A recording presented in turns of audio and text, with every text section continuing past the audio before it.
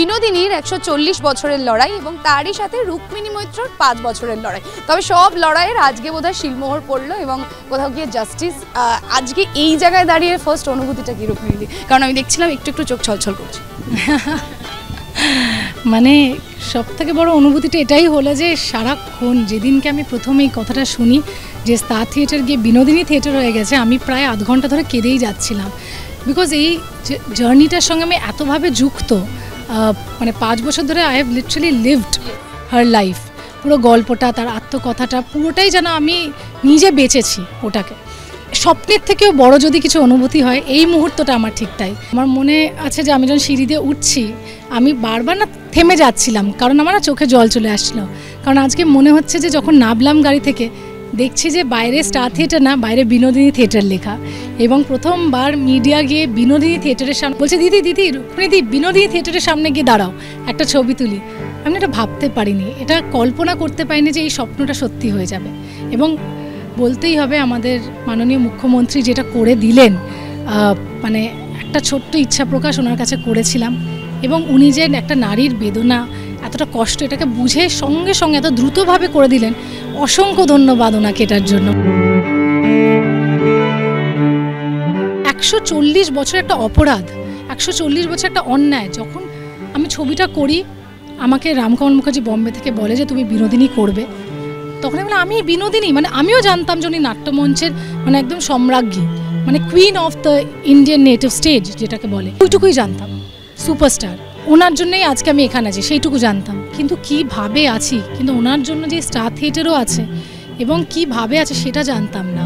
এবং যখন আমি সেই গল্পটা জানতে পারি, আমি না মানে 5 মিনিটের জন্য কিছু বলার জায়গা ছিল না।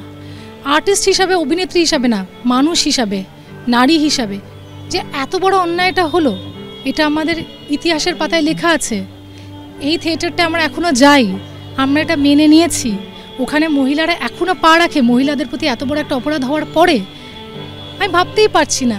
আমি যতবার শ্যুট করতাম সিনেমাটা অ্যাকশন আর কাটের মাঝখানে, ফিরে গিয়ে জিজ্ঞেস করতাম না যে শটটা কেমন হলো, আমি সেটা জিজ্ঞেস করার আগে রামকে জিজ্ঞেস করতাম যে রাম এটা চেঞ্জ হবে না, না এটা করা যাবে না, না কেউ বুঝবে না, না কেউ করলো না কেন, কেউ বললো না কেন, প্রচুর প্রশ্ন থাকতো আমার মাথায়।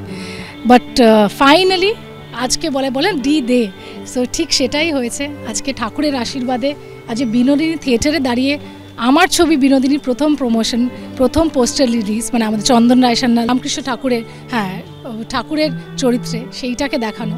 এবং আমি খুব খুব খুব খুশি। মানে এটার থেকে ভালো, এটার থেকে সুন্দর, it's small but beautiful, but এটার থেকে সুন্দর এই যাত্রার শুরুয়াত হতে পারত। আমার এই মুহূর্তে বিনোদিনী 23শে জানুয়ারি রিলিজ করছে। তারপরে আমার গরমের ছুটিতে আমার হাঁটি হাঁটি পাপা, যেটা চিরঞ্জিত দার সঙ্গে, সেটাও একদমই একটা নতুনদের সাথে একটা সিনেমা, নতুন প্রযোজক, নতুন পরিচালক, সবার সাথে একটা কিছু নতুন এবং কিছু পুরনোর সাথে হাত মিলিয়ে এগোনো। তো হাঁটি হাঁটি পাপা রিলিজ করছে, আপাতত এতটুকুই। আমরা একটা ভালো সিনেমা করতে এসেছিলাম এবং ভালো সিনেমাটা বানিয়েওছি। নিশ্চয়ই ভালো লাগছে যে স্টার থিয়েটারের নামাঙ্কন বিনোদিনী থিয়েটার হয়েছে এবং নটি বিনোদিনী নামে থিয়েটারটা হয়েছে, এবং এটা ওনার একটা স্বপ্ন পূরণের দিন। ওনার আশীর্বাদ যেন সিনেমাটার উপর থাকে। এই ধরনের ঐতিহাসিক জিনিস তো হয়নি। What Bengal thinks today, India thinks tomorrow, again probably we have done that. আর এইটার জন্য আমাদের খুব প্রাউড এই জন্যই হওয়া উচিত যে সিনেমার ইতিহাসে আমি দেখিনি যে কখনো সিনেমা ইতিহাসকে পাল্টে দিয়েছে। আমরা ইতিহাস নিয়ে সিনেমা করি, উল্টো হয়।